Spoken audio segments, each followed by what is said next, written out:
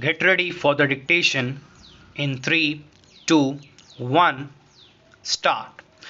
I have to say that the government had positioned India as an authentic and fearless voice of the 113 strong nations of the non aligned movement. It is worth nothing that India was not even the automatic choice of those countries on whose behalf it claims to speak, and only less than 50% of them voted for India. It was really a dismal performance of India under the circumstances. The result was more than a setback. It was a veritable foreign policy disaster at the United Nations. Reputations are built at so much on heritage and history alone in these matters. We should now concentrate on building our internal strength. The days of moralizing and philosophing are over. An urgent rethinking is required on many of the precepts dear to the Indian foreign policy, and there are many bitter lessons to be drawn from the debacle. India lost in its diplomatic efforts, which it did half heartedly and failed miserably. To that extent, I would say that Indian diplomacy has failed, and there was no lobbying which could be considered strong as was needed. The Ministry of External Affairs is accused of misreading signals and miscalculating the support India could muster.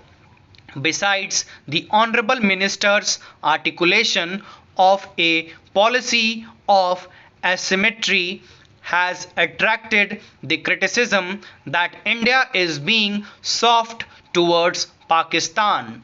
Therefore, in order to rebut this, there is a view that India should respond with a degree of detached realism when dealing with the current regime in Pakistan.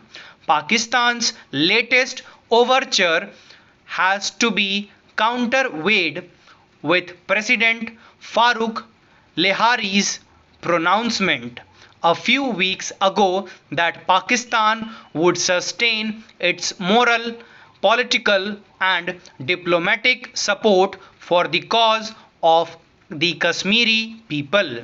The Ministry of External Affairs has reacted to it with its usual caution, wait and watch. Madam, however, it is construed by the Ministry of External Affairs insiders and Pakistan watchers that there is unlikely to be any dramatic shift in Pakistan's hostile stance towards India. The latest episode, that is known to everybody, however, went beyond the bounds of morality and international conventions.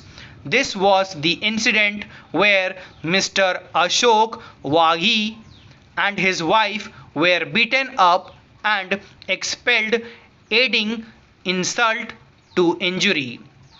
All these incidents which have happened make us believe that enough is enough, and it could result in snapping our diplomatic ties with Pakistan. The Honourable Minister's response was saintly. Stop. Thank you.